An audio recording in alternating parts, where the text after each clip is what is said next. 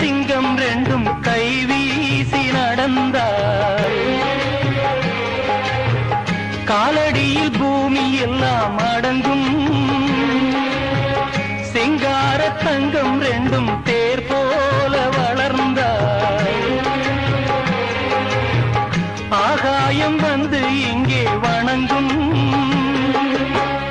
எங்களால் தாயே உயிர் சுமந்தாயே, எங்களால் தாயே உயிர் சுமந்தாயே, கந்தலிலே முத்துச்சரம் காப்பாத்தி கட்டி வைத்தாய் நீயே.